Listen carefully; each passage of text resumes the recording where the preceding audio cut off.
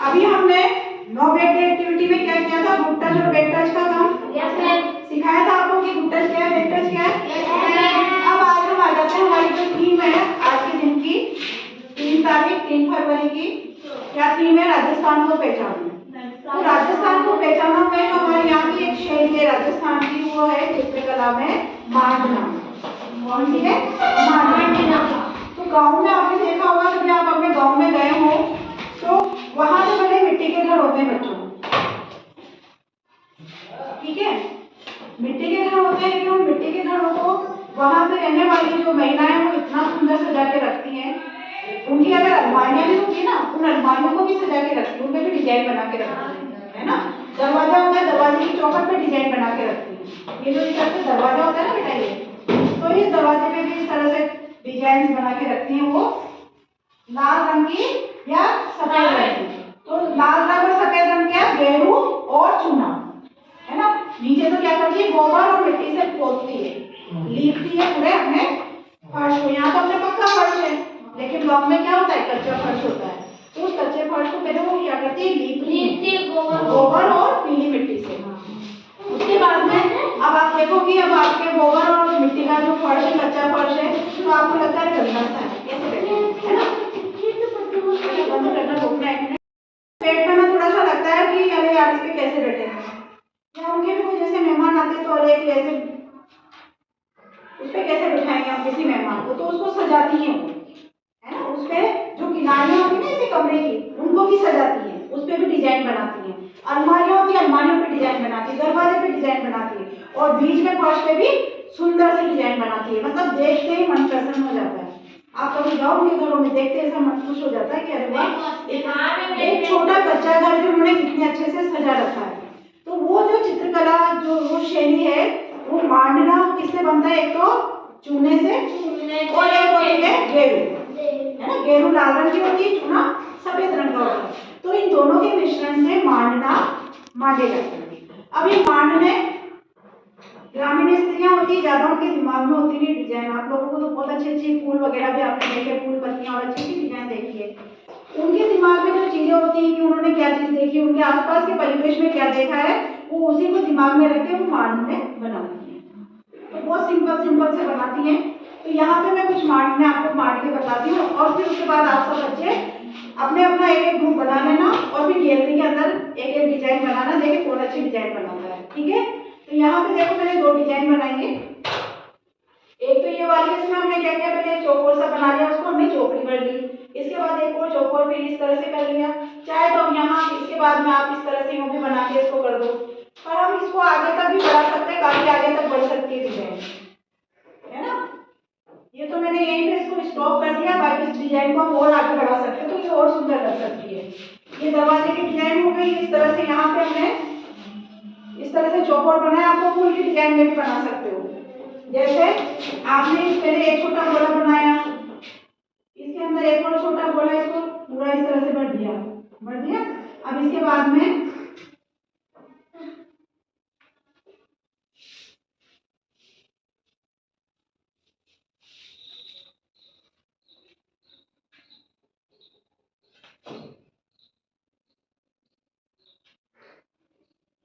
आपके दिमाग में, आपकी कल्पना शक्ति के अनुसार आप और सुंदर सुंदर इसको बना सकते हो।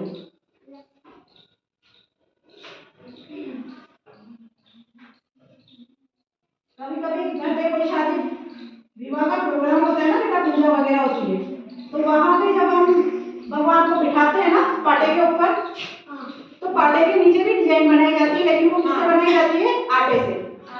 आटा और हल्दी, इन 2 चीज से बनाते। कभी देखना आपके घर में कोई प्रोग्राम हो ना, तो आपकी मम्मी वगैरह बनाती है, पहले एक डिजाइन बनाएंगी, उसके ऊपर फिर दरी बिछाई जाती है, फिर पाटा लगाया जाता है, तो वो डिजाइन भी इसी तरह से मांडना का ही रूप होती है। तो आप बनाए आपका एक रूप, आप बनाओगे, तैयार हो?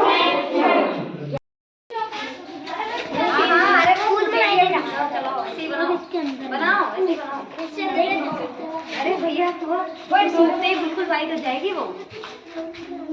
अभी इसमें ना ऐसे बनाओ मैं बना रहा हूँ मेरा मैं मम्मा एक साथ दोनों मिलके बनाओ।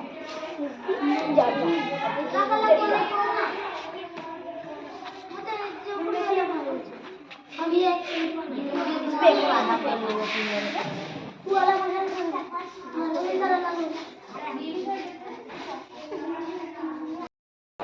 वेरी गुड अयान, तुमने तो बना लिया और बहुत सुंदर बनाई बेटा डिजाइन। अयान थोड़ा चेहरा तो ऊपर करो, दिखाओ कौन है भाई अयान। सीधे सीधे अयान सीधे। यस, इधर कौन है सिया, आपकी कितनी बनी? थोड़ी सी बनी। Very good. और रोनी क्या बना रहा है? लक्ष्मी जी के पैर हैं, माँ लक्ष्मी के पैर बना रहे हैं। देखें इधर से देखते हैं रोनी की डिजाइन। मम्मी नहीं बना। वेरी गुड बेटा, बहुत बढ़िया। और रविंद्र, अरे वाह, वेरी नाइस बेटा, वेरी नाइस, बहुत सुंदर।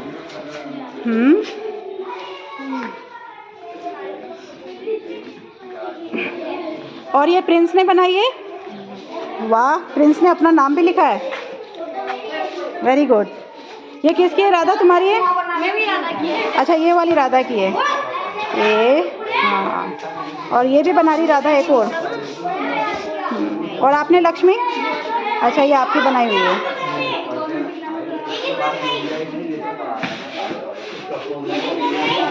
लक्ष्मी, लक्ष्मी ने क्या बनाया भाई? छोटी लक्ष्मी ने क्या बनाया? भानु, आप क्या फूल बना रहे हो?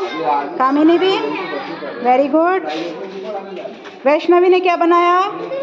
लक्ष्मी जी के पैर। संध्या,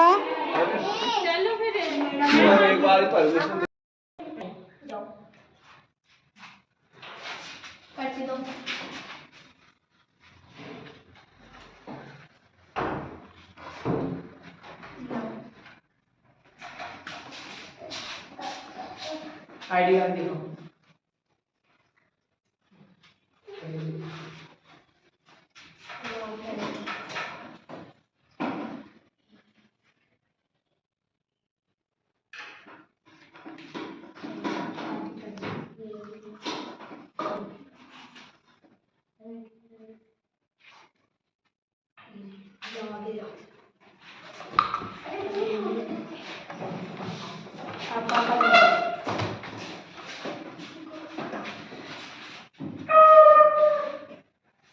इसके बाद आज क्या चाहिए आपको?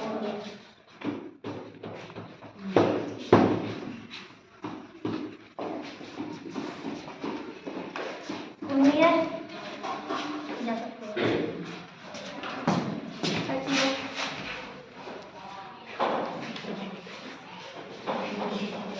जाओ। आईडी कार्ड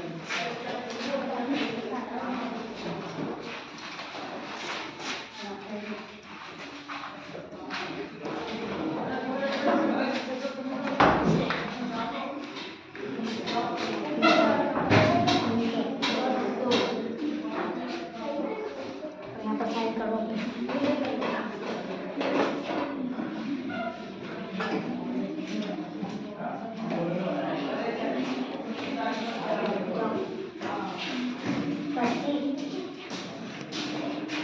इधर आइए।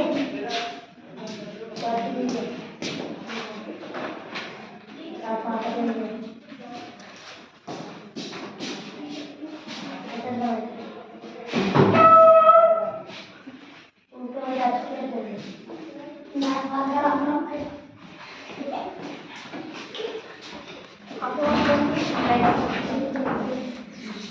कैसे दिखाओ?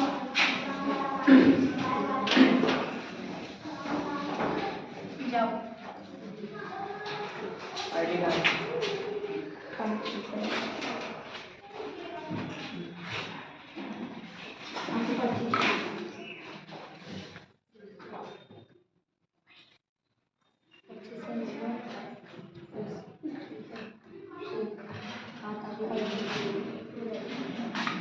अपने साइन करो।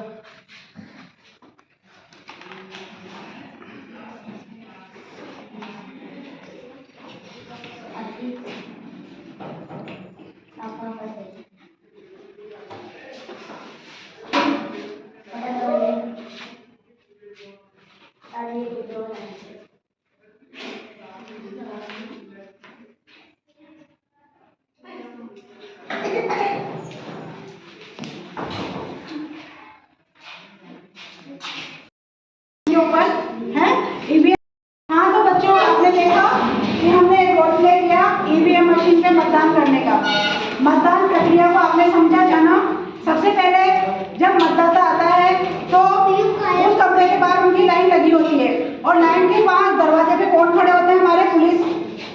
कर्मचारी है ना, सिपाही खड़ा होता है, पुलिस का व्यक्ति खड़ा होता है, फिर वो उनकी चेकिंग करता है कि मोबाइल वगैरह तो साथ में नहीं लाए या कोई गलत चीज़ तो साथ में नहीं लाए।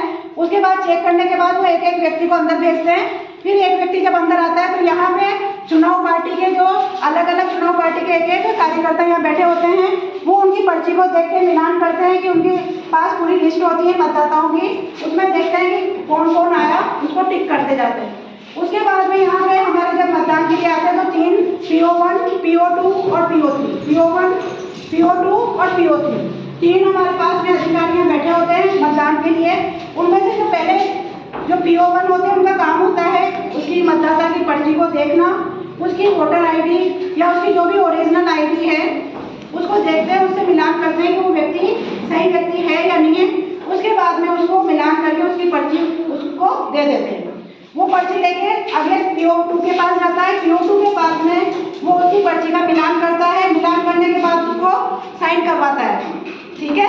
जहाँ उस व्यक्ति का मतदाता का नाम होता है उस जगह पे उसके साइन करवाता है मतदाता के, और फिर उसके उंगली पे जो आपका लेफ्ट हैंड होता है उसकी जो उंगली होती है, ये वाली उंगली, इस उंगली के ऊपर नीली शाई लगाई जाती है। तो ये यहाँ पे नीली शाई लगा के आगे भेजते हैं पर्ची देके। फिर PO3 के पास आता है मतदाता PO3 के पास आएगा, PO3 उसकी पर्ची को देखेगा और पर्ची देखने के बाद में उससे कहेगा कि आप जाइए वोट डालने, और फिर वो यहाँ पे एक बटन दबाता है, तब जाके मतदाता वोट डाल सकता है। और वोट हमेशा एक गुप्त मतदान होता है, तो सामने एक पूरा बॉक्स लगा होता है कि मतदाता किसको वोट दे रहा है ये पता नहीं चलता है। हम में से किसी को भी नहीं चला ना पता नहीं किसको वोट दिया है, तो वोट मतदाता किसको वोट दे रहा है किसी को पता नहीं चलता। लेकिन जैसे वो एक बटन दबाता है तो आवाज़ आती है बीप की। कैसी आई थी आवाज़, आपने भी सुनी थी? हाँ, इस तरह की आवाज़ आई थी। तो फिर जो हमारा PO3 है वो बोल देता है कि भाई आवाज़ आ गई है, अब आपका वोट डल गया, आप आ जाइए, क्योंकि दोबारा उसका बटन नहीं दबता है, बस एक बार ही दबता है। वो आता है पीठासीन अधिकारी, जो हमारे महोदय हैं पीठासीन अधिकारी, वो इन सबका देखते हैं, पूरा वॉच करते हैं कि कौन क्या काम कर रहा है, पूरी व्यवस्था सही चल रही है या नहीं चल रही है, सब लोग अपना कार्य सही से कर रहे हैं या नहीं कर रहे हैं। फिर यहाँ से जब वो मतदाता बाहर चला जाता है तब दूसरा मतदाता वोट डालने के लिए अंदर आता है। तो इस तरह से मतदान की प्रक्रिया होती है जो आप लोगों ने समझी और जानी। सबको